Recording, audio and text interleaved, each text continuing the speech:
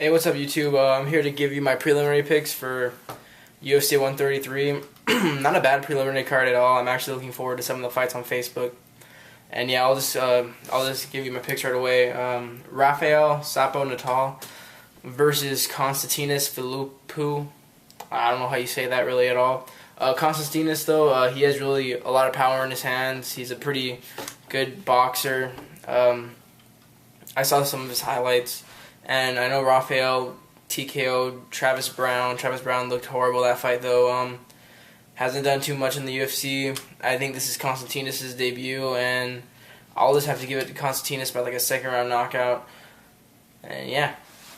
Alright, we got Mike Brown versus Namfan for the next fight. I'm surprised this fight's not going to be on Facebook, or not Facebook, on Spike. I mean, a lot of people know Chad Mendes, but I mean, everyone loves Namfam, or at least that's what I think, because Namfam's one of my favorite fighters. Mike Brown, I'm pretty sure he's lost like 3 straight.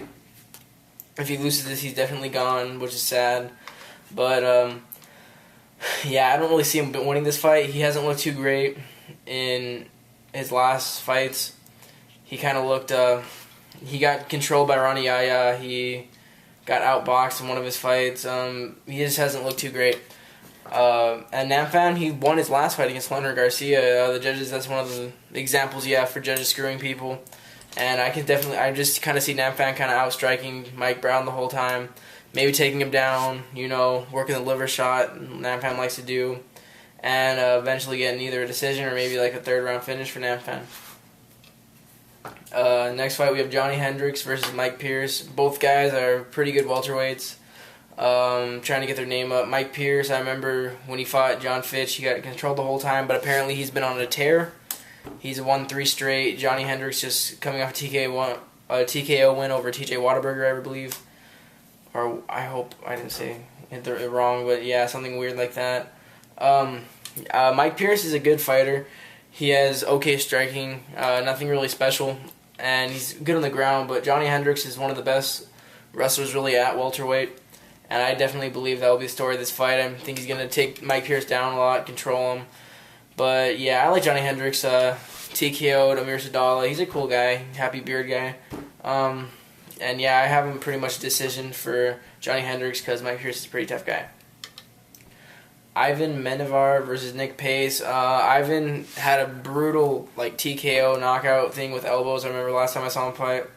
And Nick Pace I haven't really seen much of him. I'm pretty sure he's going to lose, though, here. I mean, he hasn't fought in 10 months. He fought in WEC. I guess he got injured or something, but he hasn't. This is like his UFC debut. I mean, Ivan already has those jitters out. I'm pretty sure this is a 135 fight. And, yeah, I'm just going to have probably Ivan by like a 2nd, 3rd round finish. Now we get to the Spike TV part of the card. We have Chad Mendes versus Ronnie Yaya. Chad Mendes is the number 3, I think, number 3 or number 2 ranked featherweight in the world. Definitely believe he should have fought Kenny Florian for that number 1 spot, but what can you do? Kenny Florian's a huge name in the UFC. Of course, they're going to give him the title fight over a young guy like him. Ronnie Yaya, like I said, he's good on the ground, but I really don't think he's going to be able to take Chad Mendes down. Chad Mendes is like a really high-level wrestler. Ronnie Yaya is a good jiu-jitsu black belt. But I don't really see him being able to put Chad Mendes in danger at all. Chad Mendes, he's able to stay on top. I mean, when he fought Javier Vasquez, I think is his name. He fought someone, and he was a good submission guy too. And he wasn't able to do anything to Chad Mendes. I definitely believe Chad Mendes has the edge everywhere this goes, and he's gonna take probably a unanimous decision over Ronnie Yaya, just because he has better wrestling, he has better striking. Ronnie Yaya is just a good jiu-jitsu guy, but I don't really see him being able to get on top of Chad Mendes. Last fight on the card, we have Alexander Gustafsson versus Matt Hamill. Matt Hamill just lost to Rampage. I'm pretty sure he stepped in as replacement or something. I'm not really sure for who, though. You guys can fill me in on that in the comments below. And Alexander Gustafsson, a young guy, he's that Swede who's been really tearing it up. He made that Sabril Dibiati guy look like he didn't even belong in MMA, and that guy's a really high-level striker. He's good on the ground, but I don't think he's going to be able to take Matt Hamill down. He's a young guy. He's a lot to do in the UFC, but I really believe this is just a fight, a high-level fight, way too soon in his career. And I see Matt Hamill probably taking a unanimous decision. Because, I mean, Alexander has good triangles. I'm pretty sure he has some good submissions, but I just don't see him really doing anything to put Matt Hamill in danger. And Matt Hamill, I believe he's going to be ready and he's going to take this unanimous decision.